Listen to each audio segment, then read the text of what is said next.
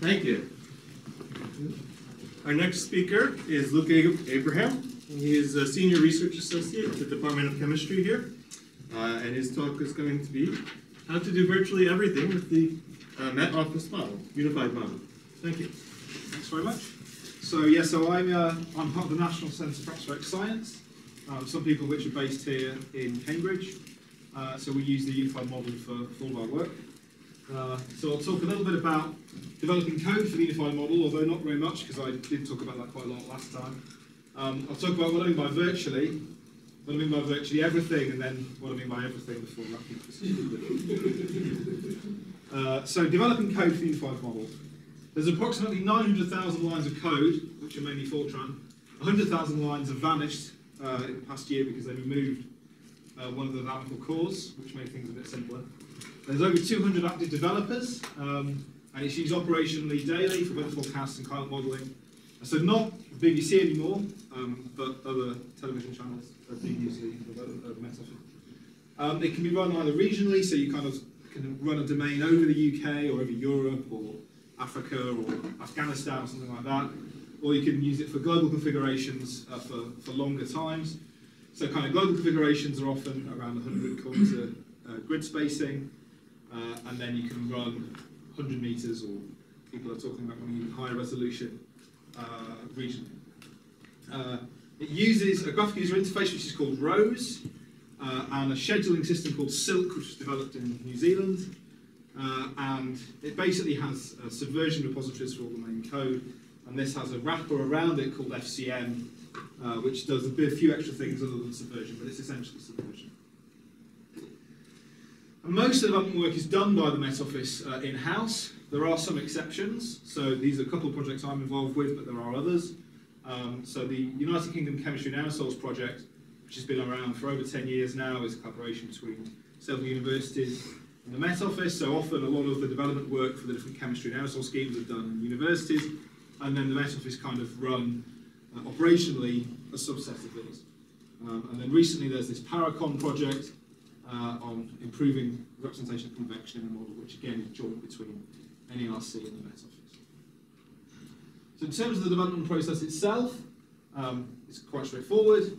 You take a branch from the trunk or whatever version, you implement your code changes, you test those changes in some way, you then undergo some sort of review process, document it, and then pass it on to the code reviewer who will commit the code to the trunk. It sounds simple, but obviously it's quite complicated. And science changes. If you make a change to the model science, you might have to do very long simulations with a large selection of diagnostics, and these take several weeks to run. And then you run them through these auto-assess and val-node tools that the MetOffice have produced to produce loads of standard metrics, and that's more kind of validation of the model. And that's a judgment call, is the code is the change you've made, is it improving the results, is it basically a null change, that sort of thing, is it making it worse, in which case we're not putting it in. And also all code changes have to be tested by a kind of test harness, and this is called ROSE STEM. There's a lot of kind of flowery things going on.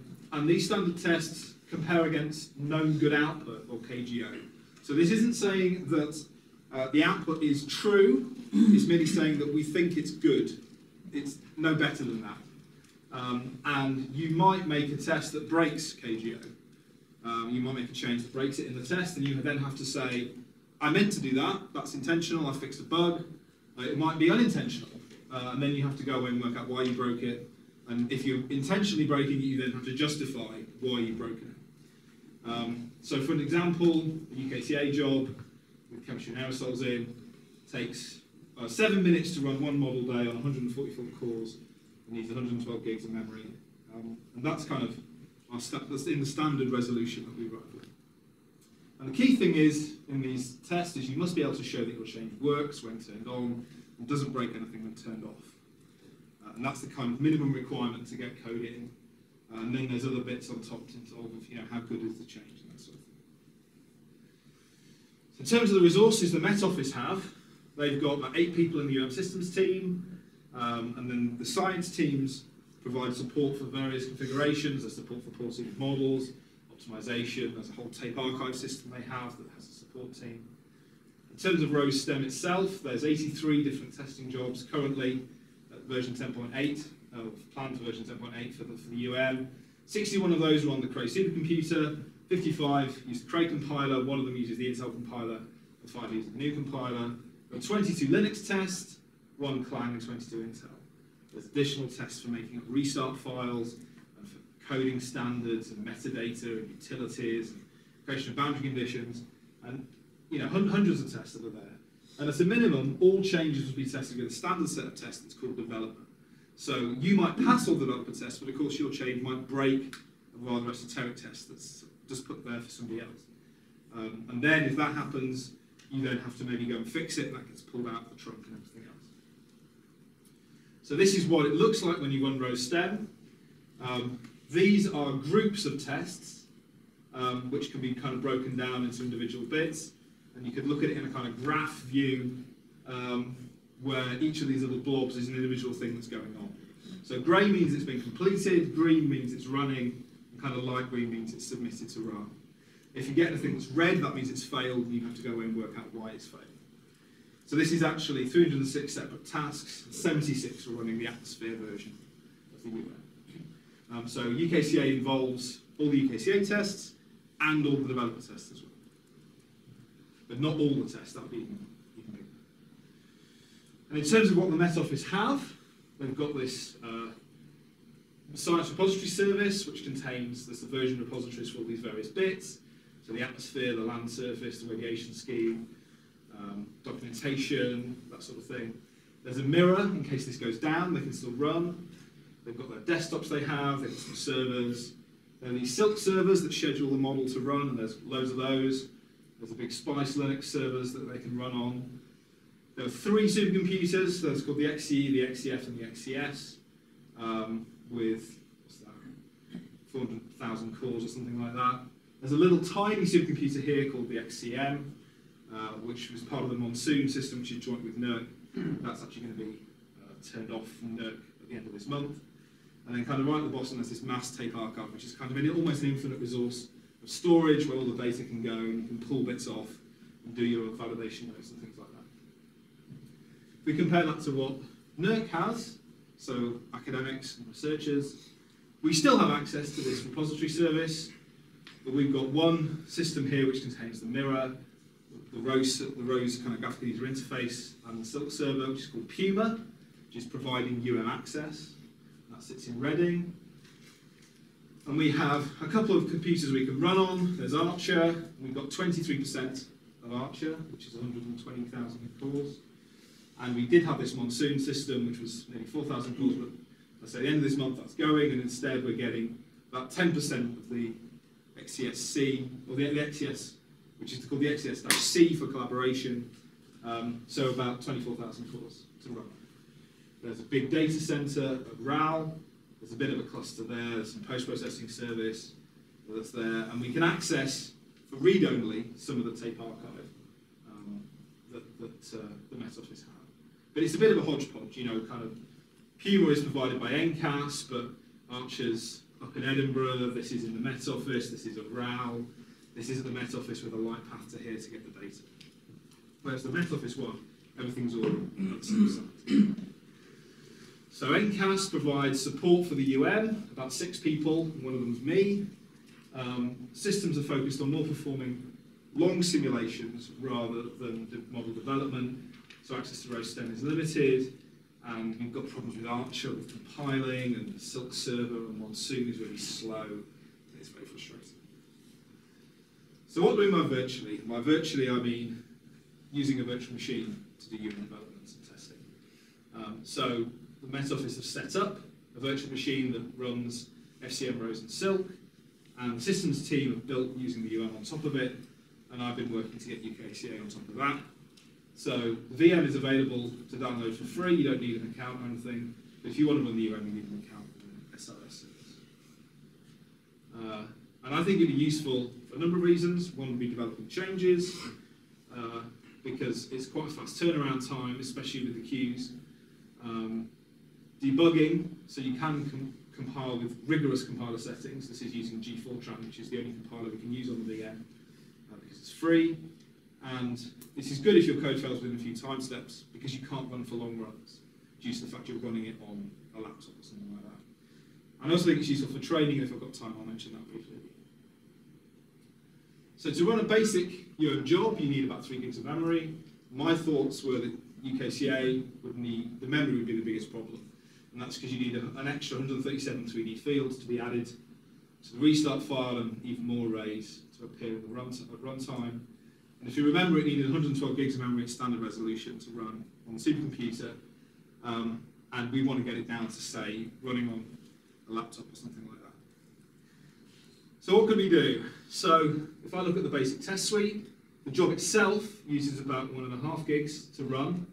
And in fact, there's 27 time steps in. If you count these as a blips, there's 27 of those. If I took a low resolution UKCA suite, so taking the standard one and cutting the resolution down again, that needs over 12 gigs to run and takes 4 times longer to run. And that's just one model hour, and you want to run more than that to be useful. I thought, well, I can lower the model top. So this has got a model top at 80 kilometers. I can lower that down to 40, and I can get down to 7.5 gigs running there. I can take out all the diagnostics. So I'm not going to need all these extra diagnostics that are there. I just want to make sure it runs, and that saves me another 0.5 gig. And if you actually look, this is the memory usage as the model runs in real time. There's this massive blob that appears right at the start. And that's actually a diagnostics package, which of course we've turned off all the diagnostics, but it's still running the diagnostics package, which is to do with clouds. And if you turn that off, you can get the memory usage down to about 4 gigs. So that is then enough to run on a desktop or a laptop. So what do I mean by virtually everything? I was running it for an hour, that was fine. I then tried to run it for 3 hours, and on time step 4, I got this really helpful error which says, error, model has failed. This is a common point for the model to fail if it's ingested NAND infinities somewhere. I just know where it's but somewhere there's something going wrong.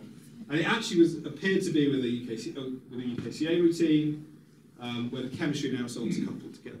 Isn't it showing that the error's in the linear solver? No. It's because it's failing there, but the error is elsewhere. So they know. I mean, this is a relatively new error message. They know that if it fails, you could have a NAND somewhere, but it will often only trap it when it gets to here. So then they said, well, there's no point in people trying to debug this routine because it's nuts to know what the problem is. We'll tell them it's going to be somewhere else, and you can work it out for yourself later. So it looked like, so it is a UKCA problem. It's something that's going on with the chemistry and aerosol. So I'll take a bit of an aside, and I'll talk a bit about precision, which has been touched on already today. And the UM uses compiler flags to forestall precision. So there's no explicit, well, there shouldn't be any explicit kind of real state kind equals 8 or anything like this. Instead, it uses the compiler flag appropriate for the compiler to make numbers double precision. Parts of the code still have the odd explicit double precision statement put in there somewhere, and usually that should be fine. But in UKCA, we use tiny to define a convergence criterion. And if we compile this with Intel and Cray, it gives us exactly the same answers. But if we compile it with the compiler flags used for G4tran, we get different answers. Because G4tran, that compiler flag, makes reals doubles, but makes doubles quads. So then we have the quad precision number being set to a double precision number, which is 0. So suddenly we haven't got a convergence criterion, and the whole model is just filling up with names. So if we add an extra compiler flag, that then fixes this problem. So that took about 2 months to find. So now what do we mean by everything? So these compiler flag changes are now in the trunk for version 10.7. So that's fine. And I've also been adding row stem testing jobs for UKCA. So not like on the supercomputer, but on the VM, you can run -squid equals UKCA, and it will run some UKCA jobs. So it will run one with OpenMP, but without the IO server. It will run without OpenMP, and it will run with this rigorous compiler check as well, to check and you can run your code automatically through these tests. What I've also done is implement the equivalent jobs on the Cray. So now, still using GNU, this particular job is actually, because it's so quick, because it's such a small job, now in the standard developer group. So as of 11:30 this morning, it got committed to the trunk. And that means that previously there were no UKCA jobs in developer. So now, if somebody's trying to, do a change, it will go through UKCA, and it will any problems with UKCA will get tracked immediately, rather than say waiting a week for the weekly tests where the usual jobs would go. So how does this look? If we're running row stem on the VM, I showed you what it was before. This is just one job though. We've got our kind of installing tasks, we've got our kind of build system. These are the different jobs it's running. So that one makes the start dump, this one runs the atmosphere. We can look at this as kind of a blown up graph view. This is in the middle of running the compile stage. It will then run the reconfiguration, which makes the initial conditions. It then runs the atmosphere, and then there's this housekeeping step, which basically deletes everything into safe space. If you look at the equivalent job on the Cray, there's a few more steps, and those steps are these KGO tests that are included. So the VM currently doesn't have known good output. We have to generate that when you install the virtual machine. So I'm in discussion with the systems team as to how may be best to do that. I offered to do it, and they said, well, maybe we should do it because it would take too long to explain to you how to do it. We'll see. So if I put these side by side, as you can see, there's a few extra steps, but essentially it's running kind of the same thing. So this is useful because it means if you're a developer and you're working in university, you don't have to have access to the MetOffice systems. You can go away, install the VM on your computer, make your code changes, you can test that they compile, test that they run. If we get the KGO test in, you can test that they pass those as well, before you even start running it on the supercomputer, before you even start doing all those things. And it just speeds up the process. You know, on Archer it can take a day to get a compile through and run, and even then it will fail on time step 1. So it's much, much quicker doing it like this. I also mentioned about training. So what if we could use the VM for training? It would mean everybody runs on their own computer, so it's a simpler setup than for production runs, which is how we had to do it before. So I run a training course every year. We have to use Archer, and Archer always goes down at least twice. Last time people had to have 4 different accounts to log into various machines, some of which were provided for them, some of which were their own. Nobody ever got exactly the right account the first time. Whereas with the VM, you've got one thing. You know, that's it. It also means you don't need a supercomputer at all, so you can go away and do this yourself at home. You can try before you buy. You think, I'm not going to use UKCA, but I'm not sure I'm going to like how to set it up. I know I'll go away and set it. I'll go do all the tutorial tasks that explain how to add this new chemistry, new emissions, everything else, and you can see if you like it, and then you can decide to use it in more detail. So, some conclusions. I think we need testing environments as well as production environments to be able to develop these changes in a timely manner, and I think the virtual machine is a good way for doing that. It's also can be useful for training, as it allows people to practice without the need for running on the big computers. And if I have got a little bit of time, you might have heard my laptop buzzing away, and that's because I've been running. So this is the ROSE interface, if you really want to see it, and this is it running ROSE stem through. So it's in the middle of running the rigorous compiler check job at the moment. That takes about 40 minutes, so it's got a long time to go before then, and then it'll move on to the next task. So that's been running away on here as I've been talking. If you include the compiler check, it does take a long time, but it's about 15 minutes just to do one of the other ones. So I think I'll stop there.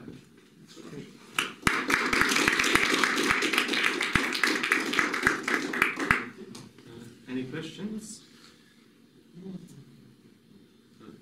Right. So, could you tell us a bit about the procedure for if you make some change and it does, the outputs do change? How do you go about, and you think that you've got it right? How do you go about then getting that accepted into the if it's going against what the known outputs are? Well, there are two things you can do. It's either the results are changing and they have to change because there's a bug that you found that means that it's not outputting something correctly, so you need to change it. In which case, you'd have to go to what are called configuration owners, who are the owners of all the different tests that are being run, and say to them, hello, I've made a change and there's a failure in the test, this is what's going on, this is what I think, why it should change. And then the configuration owner might come back and say, well, you need to do a scientific impact on this change, go around and run a 22-year-long run and do a full assessment and validation note and come back to me and we'll talk about it.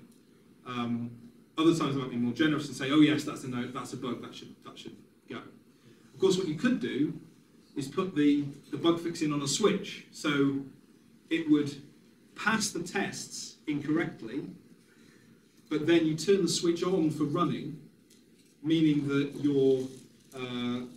when you run, you fix the bug, but when you test it, you don't fix it. You do that for a couple of model versions, and then you flick it later to fix it for the test. So it's, it may be a bit of a fudge there.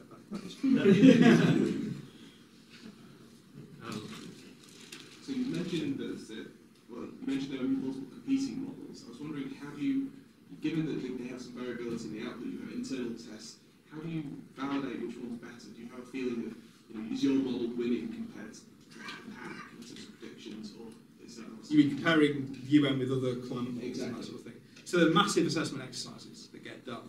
So that's part of, say, the CMIP exercises that feed into the Intergovernmental Panel on Climate Change reports that come out every 5 or 6 years. And so there are loads of competing models that run. They run essentially the same experiment, and then there's a lot of variability in the output, but they all kind of broadly follow the same lines. And the thing is, parts of the models are exactly the same. So some models might run exactly the same radiation scheme, but have very different transport schemes, or vice versa. And so the reason why they run these big assessments is they hope the kind of model spread is some sort of measure of the spread in the reality that might occur. But yeah, there's, these are all deterministic models. You'd hope that they would all give the same answers, but they all have lots of approximations. That's how it is. Dan, did you have a question? Oh, I was just, you mentioned it just in passing, but I thought it was quite interesting. You mentioned the convergence criteria. What does that look like? It's not, I don't write numerical code, so it's not something I see normally. So I was just wondering if you could just say a little bit more about it. So you said there was a convergence criteria. Like, what sort of criteria do you have? Like, is it just the number should be in this range, or? Yeah. So we're testing to within quite small numbers. That we're running through the chemical solver, which is a large collection of partial differential equations that all couple together, and the answers we get out, we run until the answer at one time step is only very slightly, the difference between the one time step and the previous is only very small. So we use tiny, but we then make it bigger by multiplying it by other numbers. Because tiny here is 0, it just becomes 0 through. I can't remember off the top of my head exactly what it is, but it's, I can't remember exactly what it is. But yeah, I have to go look in the code. And one more quick one.